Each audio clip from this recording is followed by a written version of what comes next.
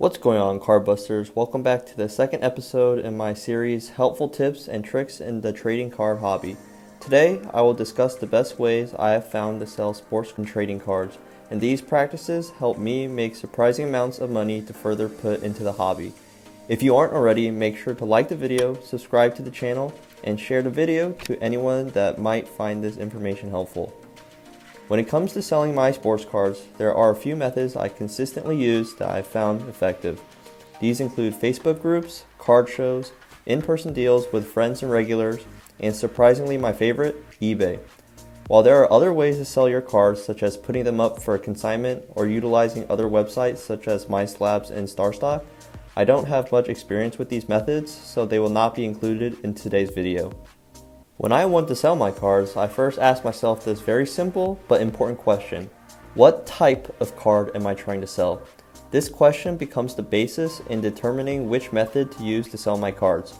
The two most common types of cards include the bangers, in other words, the big hits I've hit from breaks or rips that I will want to ask a lot for, or the more common second genre of cards, the lower end cards that are just lying around. To your surprise, the lower end cards are where the biggest returns are when it comes to selling cards. Speaking first to the bigger hits, what I've noticed is that large expensive cards need exposure to bring in the highest offers.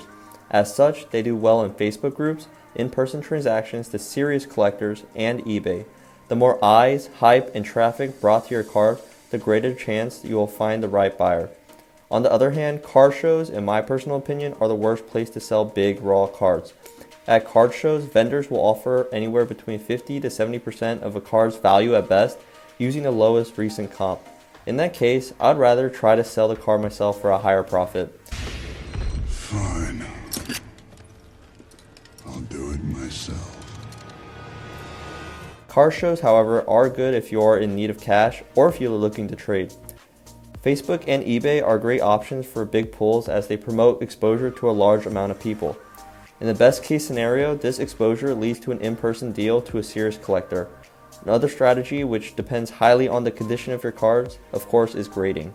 This can significantly increase the value of the card depending on the returning grade. For example, back in December 2020, I pulled a pink prizm Joe Burrow autograph card with an estimated value of around $750 to $1,000. After sending it to get graded, which cost around $200, both the auto and card grade came back a 10, which eventually led to a successful sale in person for $4,500. Make sure to click the link in the icon in the corner above to see me sending this exact card off to PSA. However, let's face it, you aren't going to pull a prizm Joe Burrow rookie auto every day. So, what are you going to do with the rest of the 98% of the cards that you have piling up in your closet in dozens of shoeboxes? If they're just sitting there, they aren't really doing you any good. So your savior is going to be these three simple letters, PWE.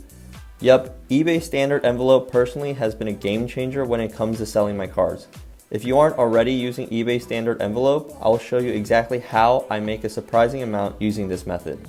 eBay standard envelope is a shipping method that has been implemented by eBay within the last year, which enables the seller to sell a trading card valued at $20 or less through a tracked plain white envelope. The beauty of eBay standard envelopes is both in the tracked feature as well as the profit opportunity mitigated by shipping costs. Let me explain. Say I have this Tom Brady insert I want to sell for $4. Before, I needed to ship cards through stamped envelopes, and these orders did not have any tracking. Not only did this lead to several orders becoming lost in the mail, it also significantly hurt my eBay seller level, which I will briefly touch on later. Consequently, if I wanted to keep a good standing with eBay with tracked packages, I would need to send the card in a bubble mailer, which costs about $4.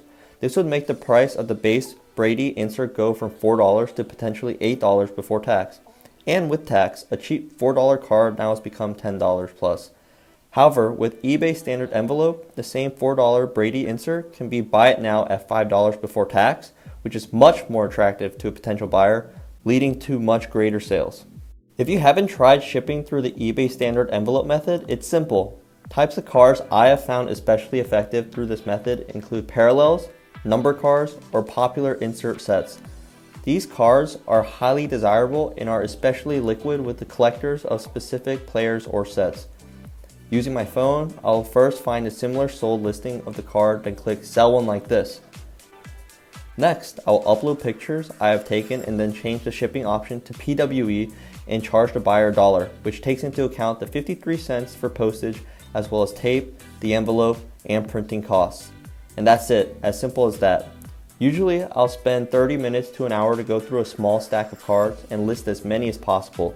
I find it most helpful to find a system to listing these cards, such as taking all the pictures first, then listing each card one by one.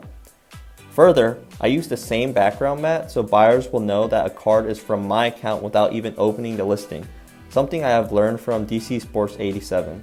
So, if you see the iconic white Pikachu mat, you will know that this is my eBay account. Once you have received the sale, it is now time to find and ship the card. I would like to emphasize this point of selling. Make sure to have a system of organizing and finding your cards. In the past, I wouldn't be able to find certain cards that I sold, and as a result, I had to cancel orders.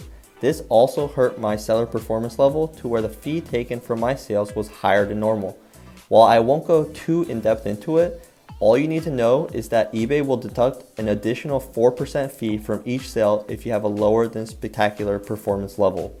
To avoid this, the best method I have found is using empty Pokemon ETB boxes and categorizing cards based on sport. This way, I put the cards I have just listed into the boxes and I know where to quickly find them once the sale is made. After finding the card, I'll put the card in a top loader or card saver for thicker cards and apply a small amount of painter's tape and tape it to a half sheet of paper from the printed label. The size is surprisingly perfect. Another point of emphasis is to only use painter's tape when packaging cards. Painter's tape is not tacky, so it will not only prevent any unwanted sticking to the card, but it'll also make the unpacking process much easier for the buyer. Once the card is secured and sealed, all you have to do is tape the proper shipping label on it and you are all done. Within the past month, I've made over $230 net profit strictly on cards under the eBay standard envelope method. As such, I highly recommend using this method to make profits in the often neglected lower end cards of the hobby. My last point is how to get inventory for selling these lower end cards. If you're like me and rip a ton of product, just go back into your bulk and pick out potential listable cards.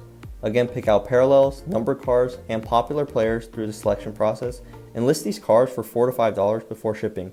You'll be pleasantly surprised on the number of sales you will make. Another way to amass inventory is to go through bargain bins or dollar bins at car shows or your local card shop. This practice is the foundation to Card Collector 2's business model, as his focus on dollar bins can attribute to his success today in his store and business. Hopefully you were able to find something helpful in this video to help you in the selling aspect of the hobby. I will link my eBay in the description, and if any card under the eBay standard envelope shipping method interests you, send a message that you came from YouTube and I'll give you a 20% discount on any card until the end of the month. Anyways, until next time, good luck on your sales, and I look forward to seeing you in the next video. Peace.